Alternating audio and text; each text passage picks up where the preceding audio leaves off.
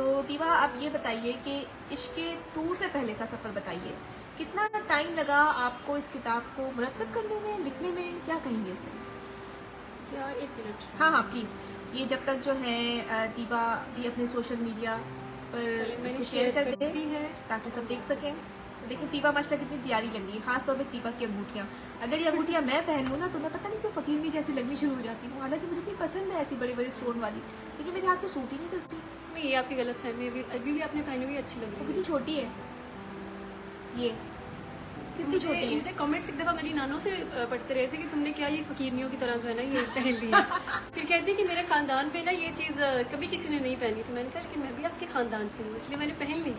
वाह, वही तो सूट करनी ना, देखो पहनना तो लोग पहन लेते हैं, सूट करनी भी चाहिए ना। अच्छा, इसमें भी दो तरह के पॉइंट ऑफ व्यूज है ना। एक कहते हैं कि ना वो पहनो जो आपकी शख्सियत पे सूट करे, ठीक है, और एक पॉइंट ऑफ व्यू ये कि यार जियो और जीने दो, मुझे अच्छा लग रहा है ना बस ये काफ़ी है। Exactly. आपको क्या लगता है क्या होना चाहिए? दोनों मैं बताती हूँ।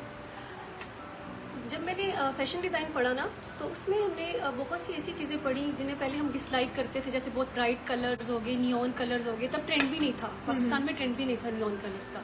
फिर हमने उसके पीछे साइकोलॉजी पढ़ी कि उन लोगों की साइकोलॉजी क्या थी। जैसे अफ्रीकन जब बहुत डार्क कलर्स पहनते हैं तो आहिस्ता आहिस्ता वो एक माइंड सेट बनता गया कि अच्छा ये चीज़ इनको खूबसूरत लग रही है। हाँ। तो खूबसूरती के मेयार जो हमने बनाए हुए थे ना हमारे, वो बदले। तो अब मुझे अच्छा लगता है देख के किसी ने किसी भी तरह का पैटर्न जो है वो पहना हुआ हो या कुछ भी, तो मुझे लगता है वो खुश है, कॉन्फिडेंट है, दैट्स इट। सही। अब सबके दिमाग में तीबा का, सबके जो सरों में तीबा का दिमाग तो फिट नहीं होगा ना। उसको हाँ। अच्छा लग रहा है, उसकी चॉइस है, तो उसे कुछ रहने देना चाहिए। अच्छा दीपा, ये भी हमने देखा है कि हमने ना रंगों को भी उम्र पे छोड़ दिया है कि इस उम्र के बाद आप ये रंग नहीं पहन सकते। अच्छा, अक्सर खवातीन होती हैं जिनको बच्चियां जब होती है तो कहती शादी से पहले सुर्ख रंग नहीं पहनना, शादी के बाद पहनना, सुर्ख लिपस्टिक भी नहीं लगाना, सुर्ख लिपस्टिक भी नहीं लगानी, ठीक है। शादी के बाद अक्सर उनके ससुराल वाले ऐसे होते हैं जो कहते हैं कि नहीं, हमारे यहाँ बहुएं जो है ना ऐसे इतने शोक रंग नहीं पहनती या सुर्ख लिपस्टिक नहीं है। या बहुएं हल्के रंग नहीं पहनती। हाँ, या किसी के हस्बैंड को बुरा लग जाता है कि क्या तुमने इतने शोक रंग के कपड़े पहने हैं, मुझे हल्के रंग पसंद है। फिर थोड़ा सा जब उनकी कमांड आने लगती है, वो थोड़ा सा बेहतर हो जाती है, सेट हो जाती है, तो वो कहती है कि अब तो मुझे सुर्ख रंग पहनना है, मुझे पसंद है, मैं कब पहनूंगी। तो फिर माशरा उन्हें नहीं पहनने देता कि ये बुढ़ी घोड़ी लाल लगा, वो 35 साल या 40 साल के बाद अपने सुर्ख रंग पहन लिया है, तो यार अपनी उम्र तो देख लो पहनने से पहले। तो ये क्या कहती हैं आप? अच्छा, पहला तो मेरा ये कॉन्सेप्ट है कि 40-50 में बंदा जवान होता है, बूढ़ा बिल्कुल नहीं होता, ठीक है। ये आपकी सोच है। आप देखें ना, अगर आप दूसरे ममालिक में देखें, यूरोप में देखें, तो आपको 40-50 के लोग तो इतने यंगर मतलब नज़र आ रहे होते हैं ना हमारी निस्बत। यहाँ पे तो आप 20-22 साल की लड़की को भी बूढ़ी बना देते हो कि अब तो इसके रिश्ते ही नहीं आएंगे। सही। तो मुझे ये लगता है कि एक फिजिकल एज होती है, एक मेंटल एज होती है आपकी। तो आपकी जो मेंटल एज अगर अच्छे से वर्क कर रही है और आप मेंटली खुद को यंग फील कर रहे हैं ना, तो आप फिजिकली भी जो है यंग दिखना नज़र आना शुरू कर देते हैं। और माशरे का क्या करें, माशरा हम खुद ही हैं। बहुत सारे जो मेयार है हमने बना लिए, स्टीरियोटाइप्स को तोड़ना चाहिए। मैं तो पर्सनली स्टीरियोटाइप्स को तोड़ती हूँ। भाई आपका दिल चाह रहा है आप सुर्ख रंग पहने, आपकी उम्र 80 साल है, तो क्या फ़र्क पड़ता है? अगर आप सुर्ख रंग पहन के खुशी महसूस करें तो आपको पहनना चाहिए। बिल्कुल। हमारी सोसाइटी में ना जो कहते हैं ना लेवल ऑफ एक्सेप्टेंस बहुत नीचे है। एक्सेप्ट नहीं करना, बस वो चाहते हैं कि जो मेरी एंगल है ना देखने की आंखों से, उससे ही दूसरे सब उसमें फिट नज़र आने चाहिए। अपनी ऐनक से देखते हैं। अगर हस्बैंड है भी, हस्बैंड कहेगा कि मुझे ये रंग नहीं पसंद, तो हो सकता है हमें भी हस्बैंड की बहुत सी चीज़ें पसंद ना हो। हाँ। तो बदलेगा नहीं। अगर वो नहीं बदल रहा तो फिर दूसरे क्यों बदले? तो बेहतर है एडजस्ट करें ना, एक्सेप्ट करें। आप हस्बैंड को एक्सेप्ट करें, हस्बैंड आपको एक्सेप्ट करे। बड़ी डाइवर्सिटी है इंसानी सोच में, जहन में। तो नहीं बदल सकते लोग। हम फेक वो कर सकते हैं कि अब मैं उसके लिए बदली, कि अंदर अंदर ना वो रिसेंटमेंट होती है। सही बात है कि मैं उसके लिए बदली हूँ, मेरे लिए कुछ नहीं कर रहा, तो बेहतर भी नहीं बदलो। और कम से कम हम खवातीन जो है हम ही एक दूसरे को सपोर्ट कर लें। ज़्यादातर वही निशाना बना रही होती हैं बैठे बैठे कि देखो उसने ये क्या पहन लिया है, यार ये रंग देखो, और उसके रंग पे नहीं सूट कर रहा। खासतौर पे ये पाकिस्तानी खवातीन का मसला ये है कि उनके पास करने को कोई और काम कुछ नहीं है, बेली है वैसे मतलब टॉपिक्स पे बात करें, और टॉपिक्स होने चाहिए। आप बात करें, बहुत सारे टॉपिक्स है बात करने के लिए ना, गॉसिप्स नहीं करें। हाँ। तो यही वजह मैंने पोस्ट किया था ना कि मुझे कोई अपनी जैसी रूह नहीं मिली। यही मसला है, जब लड़कियों में बैठ जाओ उनके पास 2-3 टॉपिक्स होते हैं। सेल कौन सी लगी हुई है, कपड़े, जूते, फ़लाँ की फैशन सेंस अच्छी नहीं है, फ़लाँ का तुम्हें पता है उसके हस्बैंड ने ये कहा, उसके फ़लाँ ने ये कह दिया, यही सारी बातें। भाई हम कैसे सुन सकते हैं? अच्छा अच्छा, मुझे ये बताएं कि आपको सेल वगैरह से भी कोई दिलचस्पी नहीं है या आपको है? हम वक्त किताबों की सेल से बहुत है और जलील किया हुआ है। अच्छा, तो मतलब आप बिल्कुल भी ब्रांड कॉन्शियस नहीं है और जब सेल लगती है तो आपका खून जो है वो उसकी नहीं, सर्कुलेशन मैं तेज बिल्कुल नहीं हो भी जाती? ब्रांड कॉन्शियस नहीं, उसकी वजह यह है कि मैं खुद ब्रांड की जो है वो प्रोडक्शन मैंने देखी है, संभाली है, और जो अंदर की बात है इसलिए मुझे बिल्कुल भी इंटरेस्ट नहीं होती ब्रांड्स की चीज़ों से। अलबत्ता कुछ इंटरनेशनल ब्रांड्स ऐसे हैं जिनकी क्वालिटी बहुत अच्छी होती है, तो उस पर फिर मैं कहती हूँ कि वाकई ये चीज़ ले लेनी चाहिए। लेकिन ये नहीं है कि मैं मर जाऊँ या पिघल जाऊँ। किताबें मुझे पिघलाती हैं और हमेशा मैं सेल से गलत चीज़ें उठा लेती हूँ, ऐसी किताबें कि जो पढ़ी भी नहीं जा पढ़ी भी सकती, नहीं जाती, उनका सही। फ़ॉन्ट बहुत बुरा होता है। अब मैं बचाती हूँ खुद को। जब मेरे अकाउंट में पैसे होते हैं फेसबुक का सबसे पहले पता चल जाता है, ठीक है, वो किताबों की सेल सामने आती जाएगी आती जाएगी। अब हमको पता है मैंने- तीबा ने खर्च करना है तो यहाँ करना है। सही। तीबा की इयरिंग्स भी बहुत अच्छे लग रहे हैं। ये बताएं, ये जो आप अपनी फ्रेंड का अक्सर लगाती रहती हैं, क्या ये वहाँ से लिया आपने? असल में क्योंकि मेरी आपकी मतलब मेरी फ्रेंड है ना, मेरे लिए काम करती है, मतलब Okay. मॉडलिंग करती है, और ये मैंने अपनी ही कलेक्शन में से लेके आई हूँ। सही, क्योंकि ये बिल्कुल आपके जो ये शर्ट है शायद से बिल्कुल मैच है, ये अच्छा लग मैच रहा है करके बहुत। आई हूँ मैं। क्या बात है, क्या बात है। हो सकता है आप वजू करने जाएं, उतारें और भूल जाएं यहाँ पर, अगर आपको इतने अच्छे लग रहे हैं तो आपको दे सकती और हूँ। लहराबाजी रख लें इसे हमेशा के लिए, हम वापस भी ना करें। हम सारे लोग हमें देख रहे हैं और इनमें हैं फरहान हैदर, अब्दुल अच्छा। हन्नान और नौशीन रेहान, गुलाम अब्बास साहब और हनी भुट्टा, उम्मे सुबान और साहिर अली हाजिर। और कमेंट्स अगर हम देखें तो हाफिज़ मोहम्मद ताहिर साहब ने उन्होंने लिखा है कि माशाल्लाह सलाम किया तीबा साहिबा। और थैंक यू। मरियम हुनैन ने लिखा है कि मैंने इसी तरह की पोस्ट लिखकर नोट्स में रखी हुई है, बेहतरीन गुफ्तगू। Thank you. तीबा है तो बेहतरीन गुफ्तगू हो रही है। ताहिर साहब हैं और कुछ कमेंट्स मैंने आपको पढ़ के सुनाए। और अस्सलाम वालेकुम, उम्मे सुबान कह रही है अस्सलाम वालेकुम, वालेकुम अस्सलाम। अच्छा लग रहा है आपकी बातें सुनकर। उम्मे सुबान किसकी बातें सुनकर अच्छा लग रहा है, तीबा साहिबा की या लहराबाजी की? लहरा साहिबा की। लहरा साहिबा, लहराती लहराबाजी, गुफ्तगू। लहराती। तो आपको पता है मैंने अपनी किताब में जो है वो जो सेकंड एडिशन आया ना फरजीन नामा का, तो उस पर मैंने पेज क्लब्स या तकवीज़ या कुछ भी नहीं लिखा, मैंने इस पर लिखा लहरा की लहराती बातें, लहराती बातें, लहराती ही बातें हैं। ऐसा लिखा था मैंने। तो अच्छा, अब आप अपनी किताब के बारे में भी बताइए कि मुझे ये बताइए कि कितना टाइम लगा आप, और ये आपने कैसे सोचा कि अब किताब आनी चाहिए आपकी? अच्छा, मैं ना अपना नोवेल लिख रही थी, मतलब मैंने लिखा हुआ था, उसके सेकंड ड्राफ्ट पे मैंने काम करना शुरू किया था, और ये किताब पता नहीं किस तरह से ये वजूद में आ गई, मुझे खुद भी नहीं पता कि एक्सीडेंटली नहीं आ जाती कोई चीज़, धक्के से आ जाती हाँ। है, ये धक्के से आई है अचानक मेरे से को। हमने हाँ। भी अचानक ही देखा है, हमें भी कोई सुनगुन मिली नहीं थी कि कमिंग सून या क्या, या कहीं से भी कोई भनक नहीं पड़ी कि आप कोई किताब लिख रही हैं, अचानक से आ गई। अच्छा, मेरी एक स्ट्रेटेजी भी है कि मैं जब प्लान करी होती ना कोई चीज़, तो मैं बताती नहीं एडवांस में, तो आपके पेट में रह कैसे जाती बस है? मेरे पेट में रह जाती है, क्योंकि मेरा मैं- पेट छोटा है। क्योंकि मैं तो जब तक 10 लोगों को बता ना दूं ना फोन कर करके, अच्छा पता है क्या मेरी ये चीज़ ना फला जगह लगने वाली है या ये वाली किताब आने वाली है, क्योंकि फरजीन नामा आने से 6 महीने पहले 4 महीने पहले सबको पता चल गया था कि फरजीन नामा आने वाली है। कैन यू बिलीव कि मेरे पेरेंट्स तक को नहीं पता था, मेरे भाई को नहीं पता था। मेरे भाई को उस वक्त पता चला है कि जब मेरी बुक आ गई है, उसने कार्टन रिसीव किया। अच्छा, उसने मुझे कहा तुमने मुझे बताया क्यों नहीं? मैंने कहा क्योंकि तुम जो है ना मेरे खानदान की फूफी, और तुमने जो है ना सब जगह बता देना था। अच्छा, वो ये आप उसी भाई की बात हो रही है जिसके बारे में आपने पोस्ट पे लिखी थी कि आप दोनों की माशाल्लाह अच्छी बॉन्डिंग है ना? दो भाई हैं मेरे, दोनों के साथ ही अच्छी बॉन्डिंग है, लेकिन डिफरेंट है। एक काफ़ी डिसेंट है और दूसरा मतलब एक जो है कि जिन्होंने मेरी तरबियत की है, और जो उनसे छोटे हैं वो ये है कि मेरी तरबियत का इम्तिहान है। अच्छा। जो उनसे बात करती हूँ।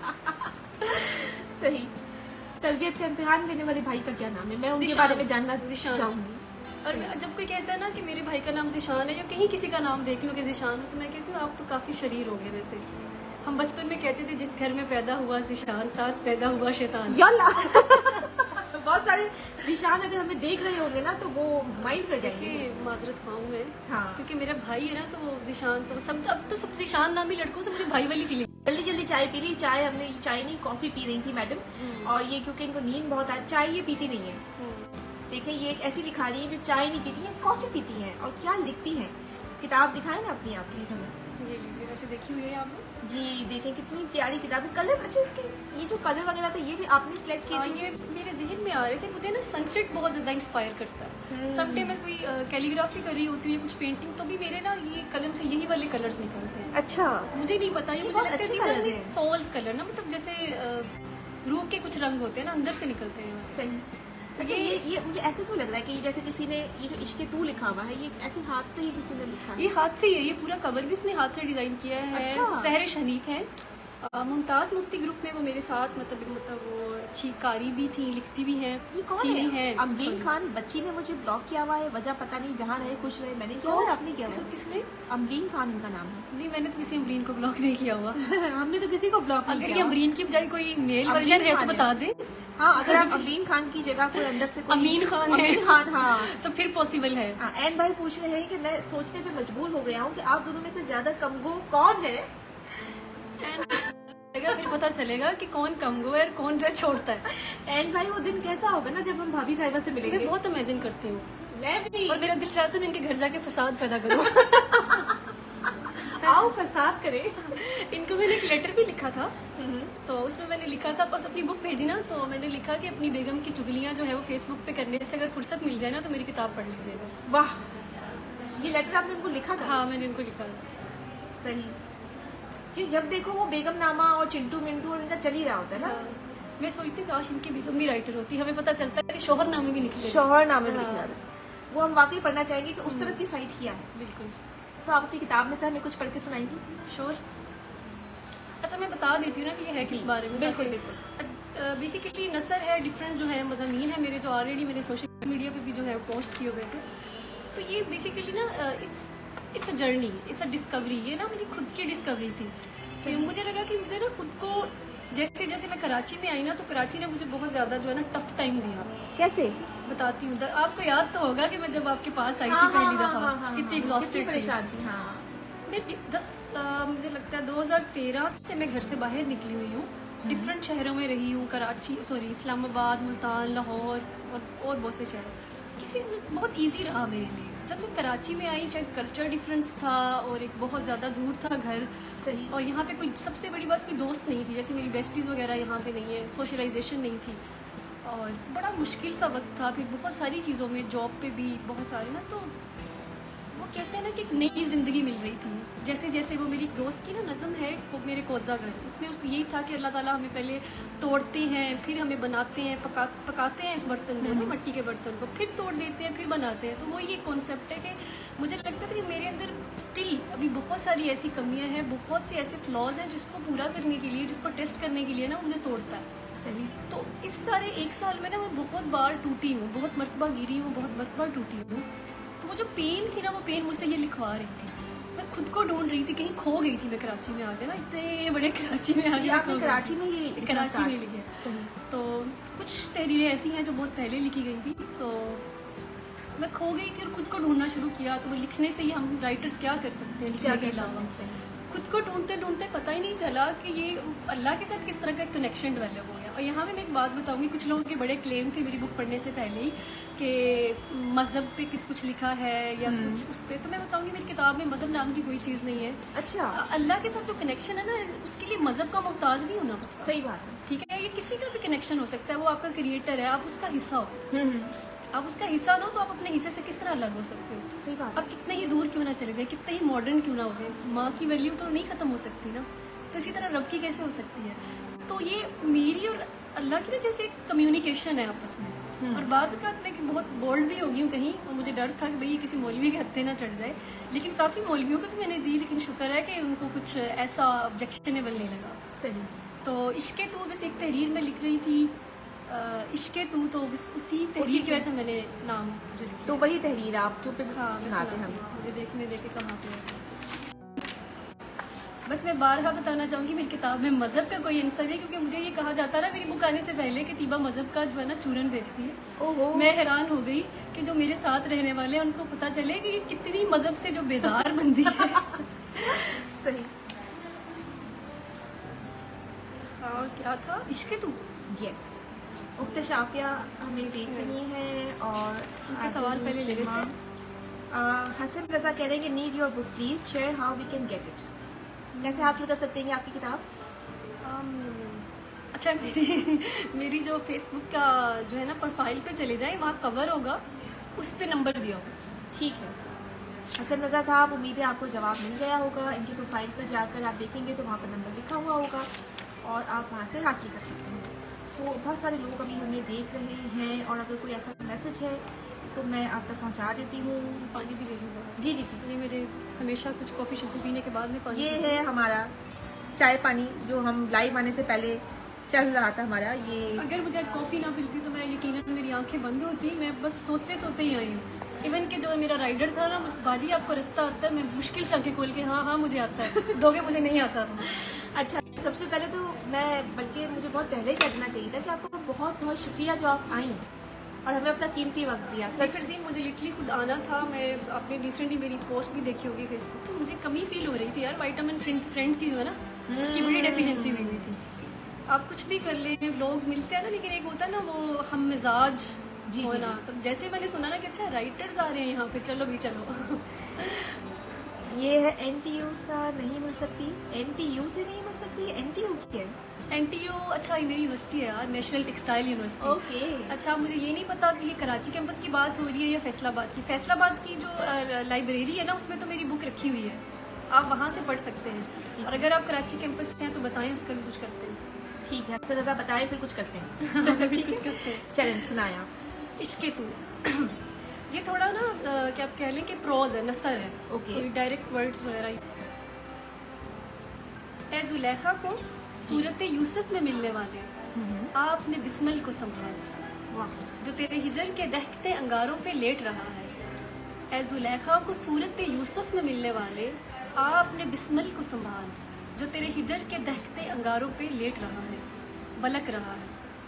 तो इश्क है यानी साहबे बेनियाज, मगर जिसको इश्क तू लग जाए उसके मुंतशिर वजूद का तो ख्याल कर। तेरे वजूद के एहसास के बगैर मिसले जर्रा बेनिशान है। तू कहता है कि तेरी चालें सबसे बेहतरीन है, मगर मैं तो तेरी बसात का एक सादा सा प्यादा हूँ। सही। मैं क्या चाल चलूँ, मैं तो तेरी चालों पे खुद को निढाल किए हुए हूँ। जिसे कभी तू रूबरू मिलता है तो कभी हजार हा पुकार पे भी खामोश। तेरा हिजर हर दोज़ख से ज्यादा कर्बनाक है और तेरा विसल हर फरदौस से बांधा कर। वाह। मुझे शबनम में वसल देकर हिजर की तारीक लंबी रातों में तन्हा ना छोड़।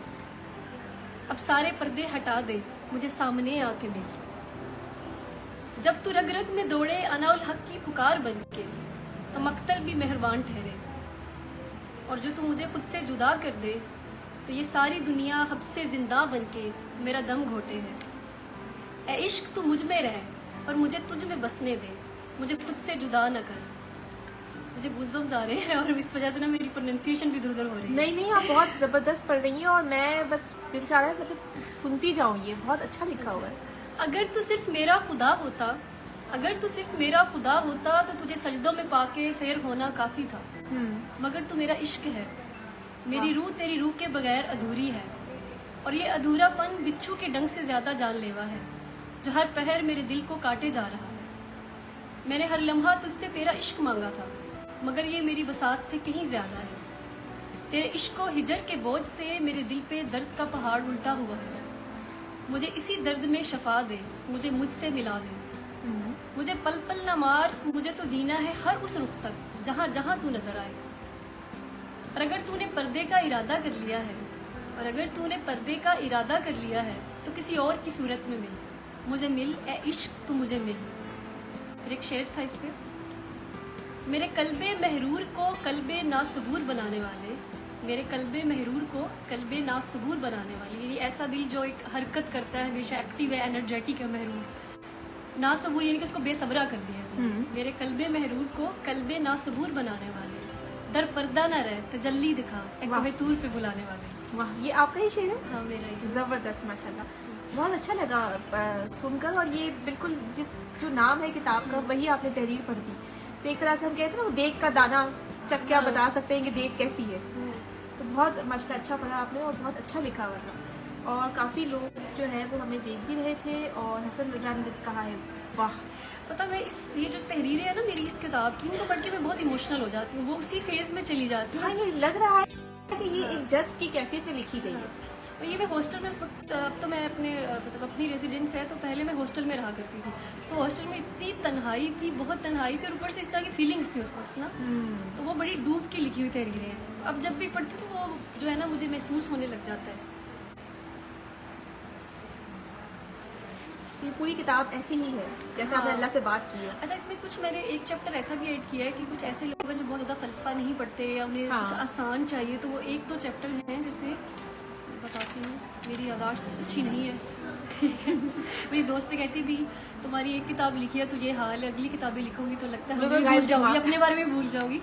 सही। अच्छा, इसमें एक चैप्टर है ज़िंदगी, उसमें कुछ मज़ामीन है, तो वो एक कोई भी इंसान पढ़े, कोई आम जिसका कोई शायद लिटरेरी बैकग्राउंड ना भी हो तो उसको समझ आ जाएंगे, तो वो भी अपने आप को हाँ। उससे रिलेट कर सकते रिलेट है ना। इस तरह से इसका नाम ही जिंदगी है। ज़िंदगी।